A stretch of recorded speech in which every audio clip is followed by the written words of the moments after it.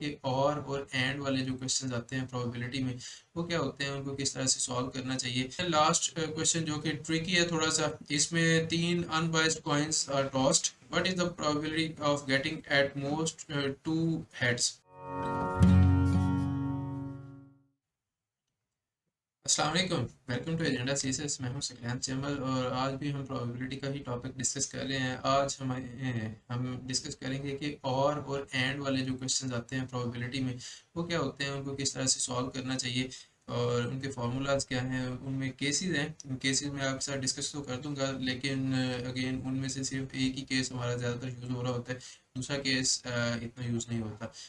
लेकिन वो आपके साथ डिस्कस करना ज़रूरी है ताकि बाद में आप ये ना कहें कि सर ने हमें पूरा समझाया नहीं है, सर ने हमें जो है ना फंसा दिया है, कंप्लीट नॉलेज नहीं दिया, या फिर यूँ कह लें कि हमें ला इल्म रखा है। ठीक है, तो और एंड वाली प्रोबेबिलिटी हम कैसे निकालते हैं, क्या होती है ये चीज़, ये आज हम सारा डिस्कस करेंगे। अगर आप चैनल पे नए हैं तो इसको सब्सक्राइब कर लें and let's get to the 2000 subscribers mark as soon as possible. And first of all we have और प्रोबेबिलिटी जो है उसके दो केसेस होते हैं। आपको क्वेश्चन आते हैं जी कि I roll a dice in Ludo, तो what is the probability that I get a 3 और अ 6, या फिर आई गेट अ 2 और अ 4, 2 और अ 4 कर लें आप। ठीक है, तो इसकी प्रोबेबिलिटी कितनी होगी। देखिए कि आपके पास जो और है उसमें आपने क्या करना है, जो इवेंट्स होते हैं कुछ म्यूचुअली एक्सक्लूसिव, कि अगर एक आ गया तो दूसरा नहीं आ सकता। फॉर एग्जांपल लूडो का दाना है, आपने एक दफ़ा फेंका, तो अगर उस पर चार आ गया तो फिर दो नहीं आ सकता। ठीक है, तो इसको हम कहते हैं mutually exclusive. In this case probability of A और B is equal to probability of A plus probability of B, कि अगर चार आने की प्रोबेबिलिटी क्या है और दो आने की प्रोबेबिलिटी क्या है, उन दोनों को आप ऐड कर देंगे तो ये ऐड होने की वजह से इनकी प्रोबेबिलिटी हमेशा हायर आएगी। ठीक है जी, तो या फिर अगर आपके पास तीन इवेंट्स हैं, वो कहते हैं जी कि what is the probability of getting a 1 और 3 और 5, तो probability of getting 1, probability of getting 5, probability of getting 3, तो इन तीनों को आप ऐड करेंगे और देखेंगे कि आंसर आपका क्या आ रहा है। ठीक है, ये म्यूचुअली एक्सक्लूसिव की बात हो रही है। लेकिन when events are not mutually exclusive, तो जब इवेंट्स आपस में एक्सक्लूसिव नहीं है, एक आ रहा है तो दूसरा भी आ सकता है। For example what is the probability कि मैं गाड़ी चला रहा हूँ और मैं राइट टर्न लूँ और मैं लाइक अपना सर खुजा दूँ। ठीक है, ये हो सकता है। या फिर मैं राइट टर्न लूँ और मैं इंडिकेटर मैं लाइट्स ऑन कर दूँ, तो ये दोनों चीज़ें मैं इकट्ठी कर भी सकता हूँ, नहीं भी कर सकता। These are not mutually exclusive events, दोनों पॉसिबल हैं, नहीं भी पॉसिबल। तो इस केस में क्या आएगा, प्रोबेबिलिटी ऑफ ए और बी जो है वो क्या होगी, probability of A plus probability of B minus probability of A and B. Probability of A और बी आपने फाइंड आउट करनी है, तो आप इन दोनों को ऐड करेंगे। ठीक है, लेकिन आपने उसमें से जो कॉमन प्रोबेबिलिटी है कि जी मैंने राइट टर्न लिया और मैंने साथ ही लाइट भी ऑन कर दी, उसको मैंने, वो जो इकट्ठा है उसको मैंने निकाल देना है, उसमें से मैंने माइनस कर देना है, ये याद रखना है आपने। लेकिन इस तरह के क्वेश्चंस आपको नहीं आते। In most situations we deal with case one only. Case one हमारे पास क्या है, सिंपली आपने और वाले जो इवेंट्स हैं उनको, उनकी प्रोबेबिलिटीज को ऐड करना है and you will get your answer. तो एग्जाम्पल पे आते हैं। Calculate the probability of drawing a king और a queen from a deck of cards. अगर आप ताश खेलते हैं, मैं बहुत खेलता हूँ। अगेन एमओडी में जब हम गए थे तो उधर ताश भी थी, हमने काफ़ी खेली, रंग भी खेला और दूसरा भी आई थिंक कुछ खेला है। तो डेक ऑफ कार्ड्स है, उसमें से किंग या क्वीन निकालने की प्रोबेबिलिटी क्या है। प्लीज नोट कि यहाँ पे किंग और क्वीन क्वालिफाई नहीं किया हुआ कि वो स्पेड का होना चाहिए, वो क्लब है या डायमंड है, कौन सा है। ठीक है, तो वो कोई भी हो सकता है। तो डेक ऑफ कार्ड्स में से किंग और क्वीन निकालने की प्रोबेबिलिटी क्या है। अब क्या है कि किंग्स जो है एक डेक ऑफ कार्ड में होते हैं चार। ठीक है, चार होते हैं ना, हुक्म, चिड़ी, पान और ईंट का। मैं देसी हूँ, मैं पंजाबी में बात कर रहा हूँ आपसे।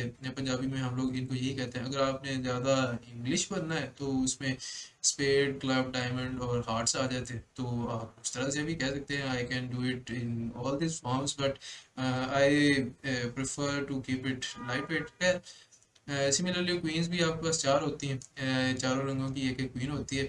तो अब हमने probability of drawing a king और क्वीन निकालनी है। तो कैसे निकालेंगे इसका फॉर्मूला? हमारे पास क्या था? Probability of event A plus probability of event B. पहले हम प्रोबेबिलिटी ऑफ किंग निकालते हैं। हमारे पास सैंपल स्पेस आपको पता है जी कि 52 है, टोटल 52 कार्ड्स हैं। तो प्रोबेबिलिटी ऑफ इवेंट जो है, हमारे पास टोटल इवेंट बना हुआ है। प्रोबेबिलिटी ये वाला इवेंट है कि जी मैं चलें आपको यहाँ पे लिख देता हूँ। E is equal to draw a king और क्वीन। इसको थोड़ा सा इस तरह करते हैं, सॉरी,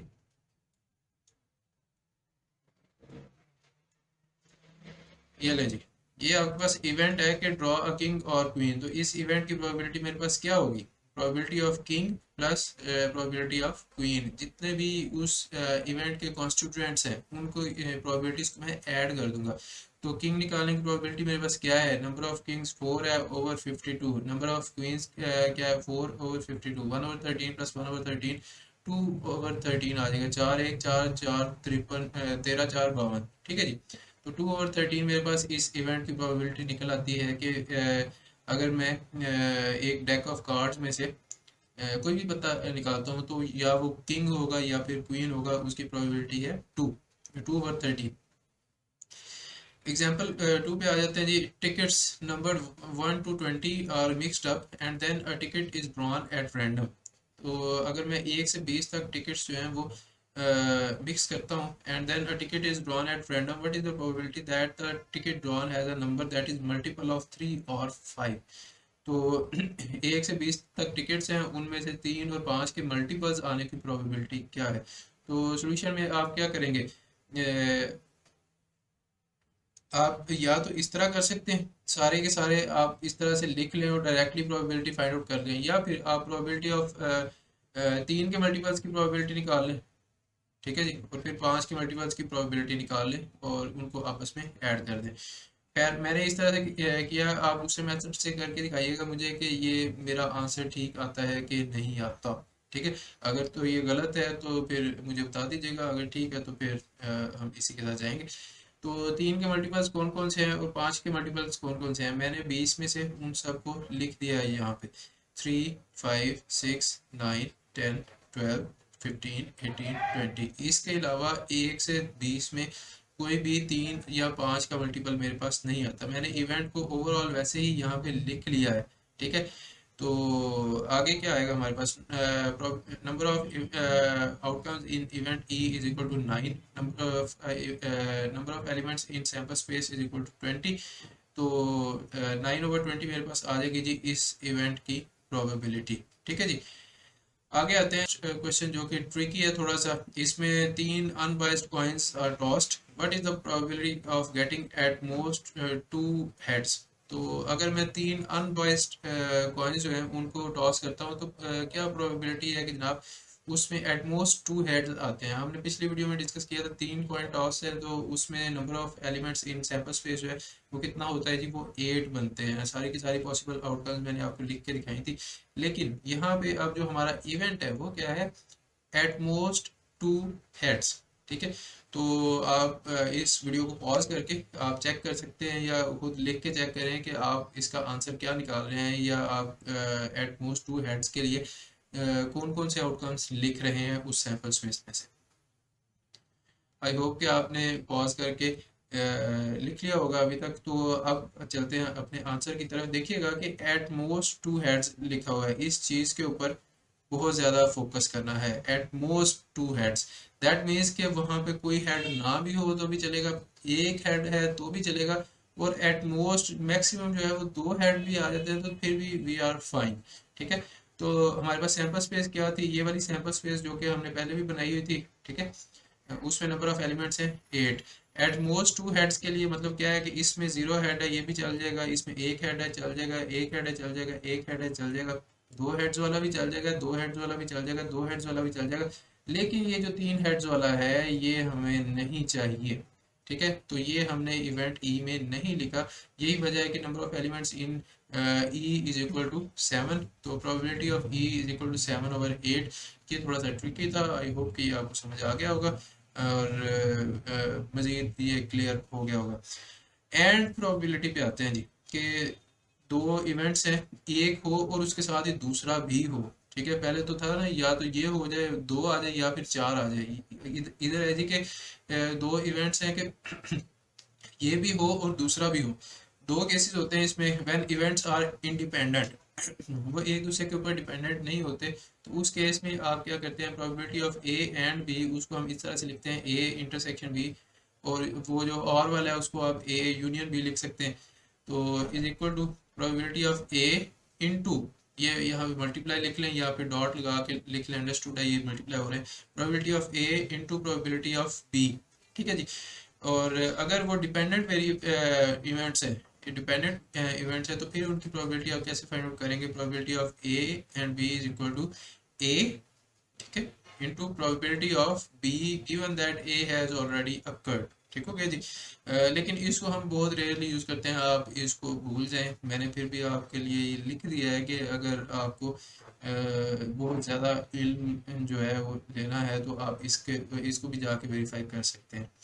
खैर, अभी हम इस पे आते हैं। अब देखिए कि जो भी हम प्रोबेबिलिटीज लेते हैं वो फ्रैक्शनल फॉर्म में हम लिखते हैं, तो 1/3 इंटू 1/5 है अगर, तो 1/15 हो जाएगा, जो कि इवन लेस है, it is less than 1/3, it is less than 1/5, क्योंकि बटे के अंदर नीचे जो है अगर नंबर इंक्रीज हो रहा है तो वो ओवरऑल जो रकम है वो छोटी होती जा रही है। ठीक है, ए और बी में हमने देखा था कि वो दोनों आपस में ऐड हो रहे थे, तो वो जो कॉन्स्टिट्यूएंट्स हैं उनसे ज़्यादा प्रोबेबिलिटी आ रही थी। लेकिन जो ए एंड बी वाली प्रोबेबिलिटी है, ये जब आपस में मल्टीप्लाई होगी तो कॉन्स्टिट्यूएंट जो प्रोबेबिलिटीज़ है उनसे कम हो जाएगी, मल्टीप्लाई होने की वजह से बटे के नीचे रकम बड़ी हो जाएगी, लिहाजा ये ओवरऑल प्रोबेबिलिटी कम हो जाएगी।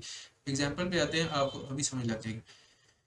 Most of the time we will deal with the case one only, पहले भी बता चुका हूँ आपको। एग्जांपल है जी, a bag contains 10 red, 15 green and 20 blue balls. If you draw 3 balls, what is the probability of you drawing 1 red, 1 blue and 1 green ball? तो एक बैग है, उसमें 10 रेड है, 15 ग्रीन है और 20 ब्लू है। तो अगर मैं तीन गेंदें निकालता हूँ तो क्या प्रोबेबिलिटी है कि वो तीन गेंदें, एक रेड होगी, एक ब्लू होगी, एक ग्रीन होगी। तो सोल्यूशन पे आते हैं। टोटल बॉल्स हमारे पास हैं जी 45। Number of elements in sample space we have 45। Number of red कितना है जी 10। नंबर ऑफ ग्रीन है जी 15। नंबर ऑफ ब्लू है जी 20। तो event E is equal to 1 red, 1 green, 1 blue, ये हमने इसकी प्रोबेबिलिटी निकालनी है। तो probability of event E is equal to probability of red, probability of green, probability of blue, इसको हमने आपस में मल्टीप्लाई कर देना है। तो रेड की प्रोबेबिलिटी क्या आएगी 10/45। ठीक है जी। जो ग्रीन है उसकी प्रोबेबिलिटी क्या आ जाएगी 15/45, और जो ब्लू है उसकी प्रोबेबिलिटी आ जाएगी हमारे पास 20/45। तो 200 इसको 15 1 15 15 3 45, ये 200 बन जाएगा, और ये 3 × 45 का स्क्वायर हो जाएगा, 45 × 45। मैंने इसको सॉल्व नहीं किया क्योंकि आप बाद में इसको सॉल्व कर सकते हैं, काफ़ी बड़ा नंबर आता है, हज़ारों में आता है। तो this is how probability works, के बहुत रेयर प्रोबेबिलिटी है कि तीनों में से एक पहली बॉल रेड हो, दूसरी ग्रीन हो और तीसरी ब्लू हो। ठीक है जी। इस ऑर्डर में आने की प्रोबेबिलिटी बहुत कम है। तो आई होप कि आपको वीडियो पसंद आई है और आपको वीडियो समझ भी आ गई है। Make sure you like and subscribe and suggest this channel to your friends जो कि मैथ सीखना चाह रहे हैं। I hope I am trying my best कि मैं आपको अच्छा मटेरियल प्रोवाइड करूँ और अच्छे कॉन्सेप्ट्स दूँ। मुझे कमेंट्स में बताइएगा कि आपको ये वीडियोस कैसी लगती हैं और क्या आपका मैथ सीख की वजह से ठीक हो रहा है या नहीं हो रहा, और अगले ADFI या ADASF वगैरह के एग्जाम्स के लिए आप कितने तैयार हैं वो भी मुझे बताइएगा। And I will see you in the next video. तब तक के लिए टेक केयर, अल्लाह हाफिज़।